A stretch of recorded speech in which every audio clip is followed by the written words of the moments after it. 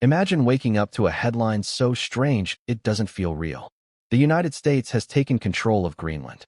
Not leased it, not partnered with it, taken it. At first, people laugh. Then they reread the headline. And slowly, the implications begin to sink in. While you are at it, please click like, subscribe, turn on notifications, and comment below. Because this isn't just about a frozen island. This is about power, alliances, and whether the world's rules still matter. And what happens next doesn't just reshape NATO. It reshapes how countries trust each other at all. But to understand why this would shake the world, we need to start with one simple question. Why Greenland? On a map, Greenland looks empty. Ice, snow, distance. But in reality, it sits at one of the most strategic crossroads on Earth. Between North America and Europe. Between the Arctic and the Atlantic. Between rising powers and shrinking certainty. For decades, Greenland has quietly mattered more than most people realize. It controls access to Arctic shipping lanes. It sits near emerging resource zones. And it hosts critical military infrastructure. Now imagine this. An America under Trump decides that waiting is no longer an option. Negotiations fail. Diplomacy stalls. And instead of asking, the U.S. acts. The justification is framed as security, as protection, as necessity. But the world hears something else. A precedent.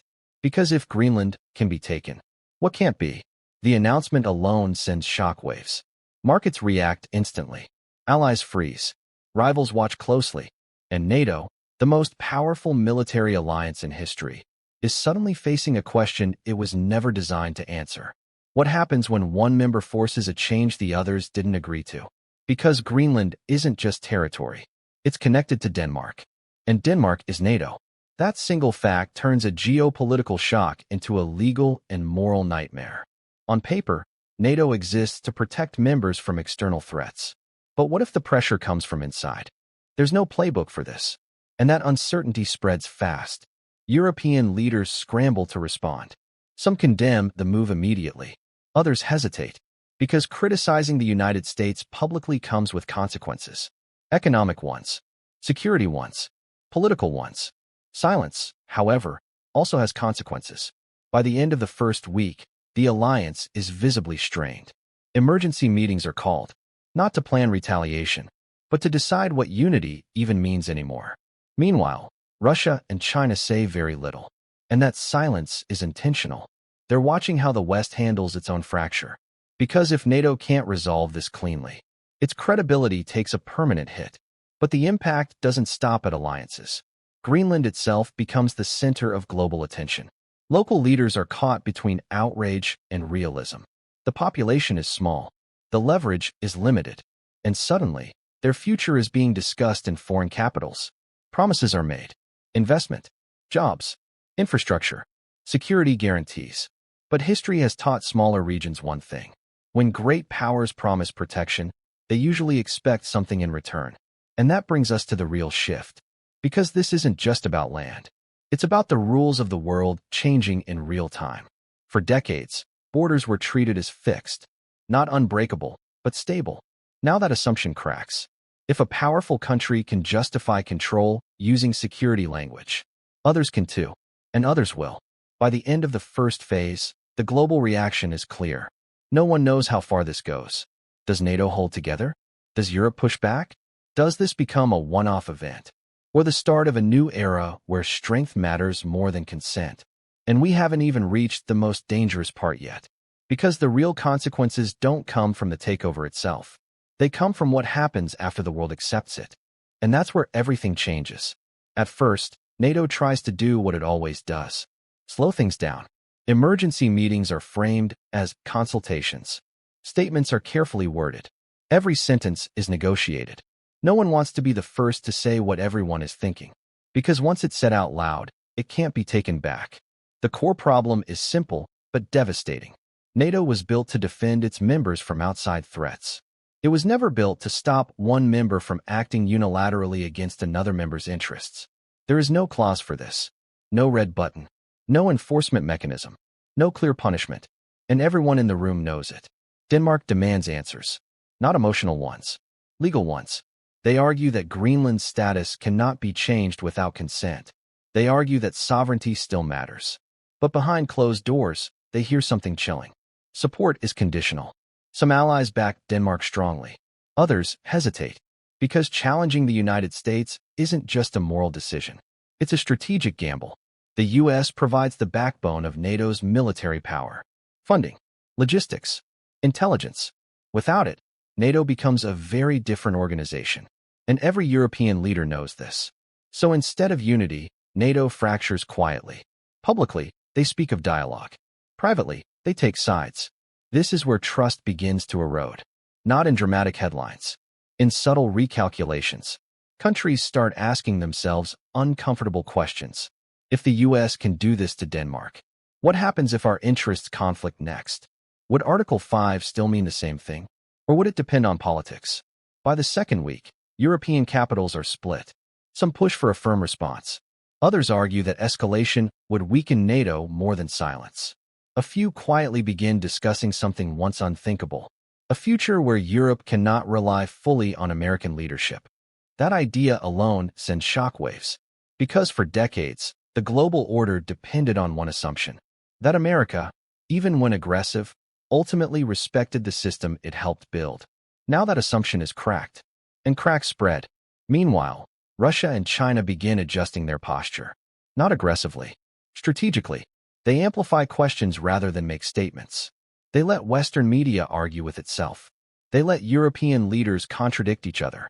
And in doing so, they achieve something powerful without firing a shot. They expose uncertainty. Because alliances aren't just about weapons. They're about predictability. And right now, NATO looks unpredictable. By week 3, military planners grow nervous. Joint exercises are quietly delayed. Information sharing becomes cautious. Some intelligence channels slow down. Not because of hostility, because of doubt. Trust is no longer automatic. At the same time, Arctic strategy changes overnight. Greenland's location suddenly gives the U.S. enormous leverage. Control over shipping lanes. Control over surveillance. Control over future resource access. That sends a clear signal. The Arctic is no longer a neutral frontier. It's a contested one. And whoever controls Greenland controls the gateway. Other Arctic nations react fast. Some increase military presence. Some invest in infrastructure. Some open talks with new partners. The balance shifts. And once balance shifts, it rarely shifts back. Back in Europe, public opinion fractures too. Some citizens see the move as dangerous. Others see it as proof that power still matters. Protests emerge in some capitals. In others, silence. Because the question people are really asking isn't about Greenland. It's about the future. If rules can be bent this easily, what protects smaller countries tomorrow? By the end of this phase, NATO still exists.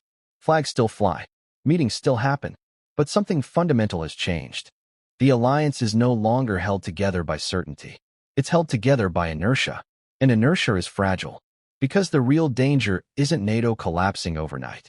It's NATO slowly becoming irrelevant. And that's exactly what America's rivals are counting on.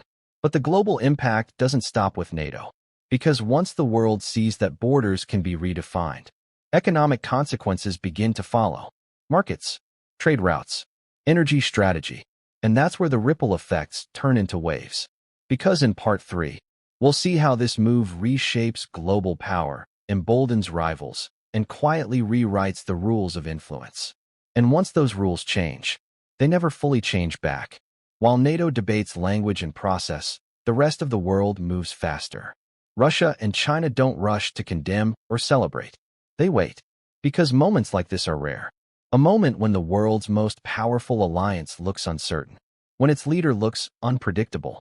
And when its rules suddenly look optional. Russia moves first, quietly. Not with troops. With posture. Military exercises in the Arctic increase. Naval patrols expand. Long-range flights resume routes that haven't been used in years. None of it violates international law directly, but all of it sends a message. If the Arctic is now up for grabs, Russia intends to be part of the conversation. China's response is slower, but broader. Chinese officials frame the situation as a sign of changing global realities. They avoid moral language. Instead, they emphasize sovereignty, development, and stability. At the same time, Chinese investment proposals quietly appear across the Arctic region. Ports, Infrastructure. Research stations. China doesn't need Greenland itself. It needs access. And now, access feels negotiable. That's the key shift.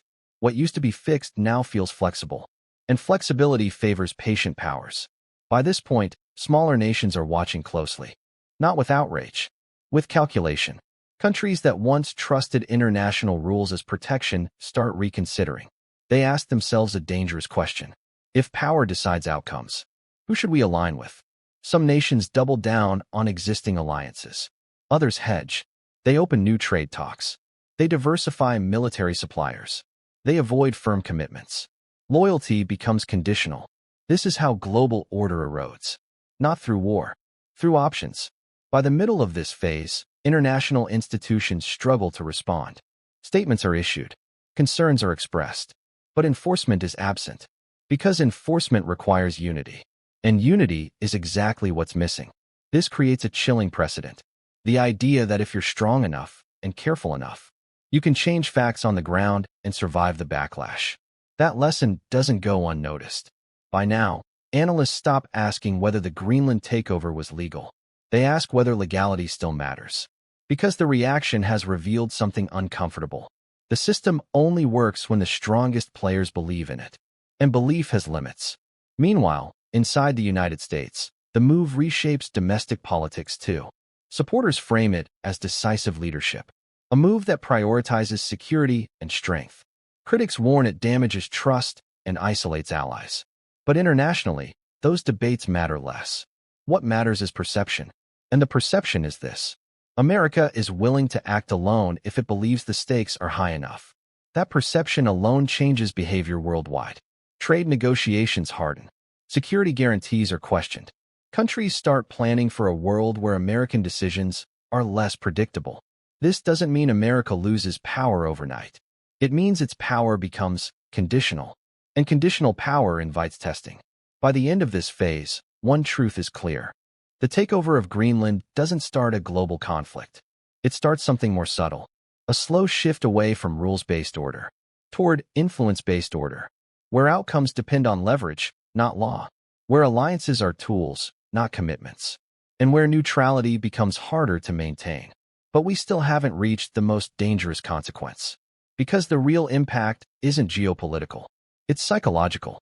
People across the world are rethinking what stability even means. They're questioning whether the post-Cold War world ever really existed. And that question leads to one final transformation. Because when trust disappears, countries don't just change alliances. They change how they prepare for the future. And that's where the world begins to look fundamentally different. That's what we'll explore in Part 4, the final chapter, where we ask whether this moment becomes a turning point, or just the first step towards something far less predictable. By the time the world fully adjusts to the reality of U.S. control over Greenland, something deeper has already changed. The shock has worn off. The headlines slow down. And that's when the real consequences begin. Because history rarely turns on the moment something happens. It turns on what people decide to accept afterward. Inside NATO, leaders try to stabilize the alliance. Publicly, they emphasize continuity. They repeat familiar phrases about unity, shared values, and collective defense. But privately, the conversations are different now. They're no longer asking how NATO responds to threats. They're asking what NATO actually is. Is it a shared commitment? Or is it a framework that only works when interests align? For smaller NATO members, this question is unsettling. The alliance was supposed to be a guarantee, a promise that no one would face pressure alone. Now, that promise feels less absolute. Some countries quietly increase defense spending. Others explore regional security agreements. A few begin discussing long-term independence from U.S. leadership, not because they want to leave NATO, but because they no longer assume it will always work the way it used to. This is how alliances weaken, not through collapse, through redundancy. At the same time, global diplomacy enters a new phase. Countries speak more cautiously. They rely less on verbal assurances and more on leverage. Energy deals are structured differently. Trade agreements include stronger safeguards. Military partnerships become transactional. Trust becomes something earned repeatedly, not assumed. And this affects everyday people more than they realize. Prices shift as supply chains adjust. Investment flows change direction. Technologies develop behind new walls. The world becomes slightly less efficient and much more fragmented. In the Arctic, the consequences are lasting. Greenland's status reshapes the region permanently. Shipping lanes become strategic choke points. Resource exploration accelerates. Military presence increases across the north. The Arctic, once seen as distant and neutral, becomes central to global competition. And once militarization begins in a region, it rarely reverses. For the United States, the outcome is complex. Strategically, control over Greenland offers advantages: security, surveillance, access. But strategically powerful moves often carry hidden costs. America's influence no longer rests only on strength. It rests on predictability. And that predictability has been questioned. This doesn't mean America loses leadership overnight. But leadership becomes harder to maintain. Because leadership requires others to follow willingly. And willingness depends on trust. By the end of this story, the world hasn't fallen into chaos. There's no global war, no immediate collapse. Instead, something quieter happens. The rules become less clear. The lines blur. Countries prepare more, cooperate less, and hedge constantly. This is the kind of change that doesn't feel dramatic in the moment, but reshapes decades to come. So the real question isn't whether taking Greenland was possible, or even whether it was strategically smart. The real question is this: in a world built on alliances and shared rules, what happens when power decides it no longer needs permission? Because once that line is crossed, every nation has to decide what matters more: the rules that protect everyone, or the strength that protects only the strong. And once that choice is made, there's no easy way back. Don't forget to subscribe on your way out. See you next video.